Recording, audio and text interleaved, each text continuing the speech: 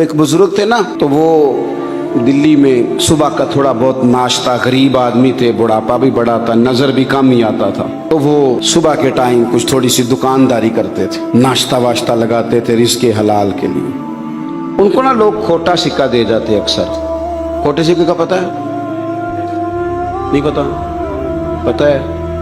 یا ہاں کرو یا نہ کرو، دونوں۔ کھوٹا سکہ نا وہ چاند تارا بنا ہوتا تھا یا کچھ لکھا ہوتا تھا، جب وہ گھس جاتا تھا نا اوپر سے پوری طرح، تو اسے کہتے تھے یہ سکہ، تو وہ لیتا کوئی نہیں تھا دکاندار، کھوٹا سکہ اس کو کہتے تھے۔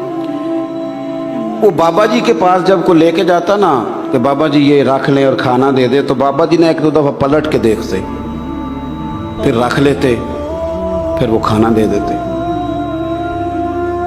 لوگ سمجھتے کہ بابا جی کو صحیح نظر نہیں آتا، اس لیے بات مشہور ہو گئی کہ جس کے پاس بھی کھوٹے سکے ہیں نا، وہ بابے کی دکان پہ چل جاتے ہیں۔ ڈھیر سارے کھوٹے سکے جمع ہو گئے۔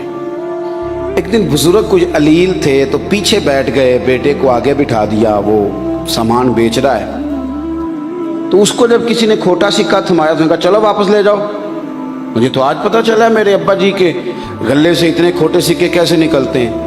تو بزرگوں نے اٹھ کے نا بیٹے کی پشت پہ ہاتھ رکھا، کہنے لگے پتر میں نے ساری عمر لیے ہیں تو ایک لے کے ناراض ہو گیا ہے، رکھ لے خیر ہے، ساری عمر لیے۔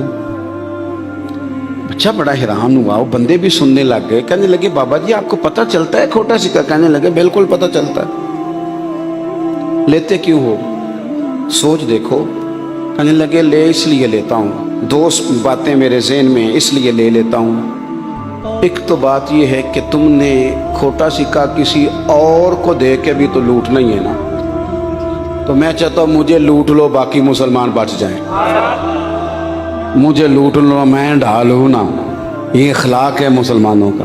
میں لٹ جاتا ہوں، میرا گزارا چلتا ہے، میرے خرچے تھوڑے، کوئی اور نہ لٹ جائے۔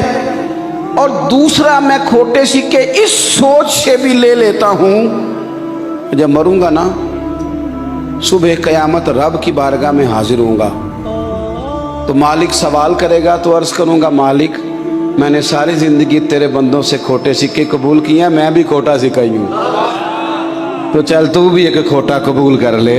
ساری زندگی تیرے بندوں سے۔ اعلیٰ اخلاق تو یہ ہے کہ آپ ڈھال بن جائیں گے، آپ کسی بندے کو کبھی تکلیف آنے نہ دیں، آپ کسی کا نفع کرنے کی کوشش کریں، لیکن خود غرض بنا دیا گیا ہمیں۔ اس طرح کا ماحول دنیا میں بنایا گیا کہ ہر بندہ خود غرض نظر آتا ہے، کس طرح مال کھایا جا سکتا ہے، بلکہ اللہ معاف کرے شادی بیاہ پہ بھی دیکھا جاتا ہے کہ پیسے کتنے ملیں گے، فائدہ۔ یہ ہماری مذہبی محفلیں ہیں، میں تو خیر اب کچھ بیمار بھی ہوں اور کچھ میری مصروفیت بھی بڑھ گئی ہے، جلسوں پہ زیادہ نہیں جاتا، اور اس لیے بھی نہیں جاتا کہ بڑی تکلیف ہوتی ہے بعض اوقات، جب محسوس ہوتا ہے نا اتنے میں نعت بھی کی، اتنے میں تلاوت بھی کی، تو ایسا لگتا ہے جیسے ہم کسی بازار میں بیٹھ گئے، ایسے جیسے معاذ اللہ تعالیٰ ہمیں کوئی خریدے گا۔ یہ تو ٹھیک نہیں نہ ہوتا۔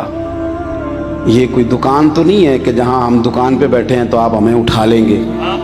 مطلب جب لوگ پوچھتے ہیں نا کہ جناب آپ کو بلانا ہے تو آپ کا ریٹ کیا ہے، تو کئی دفعہ اپنا وجود دیکھ کے حیا آتی ہے، یار یہ کیا بن گیا ہے۔ اس طرح کی دنیا بھی ہم نے دیکھنی تھی، اور یہ بکنے والوں نے زیادہ خرابی نہیں کی، خریدنے والوں نے کی ہے، نے خرابی کی ہے، لوگوں کا مزاج خراب کیا۔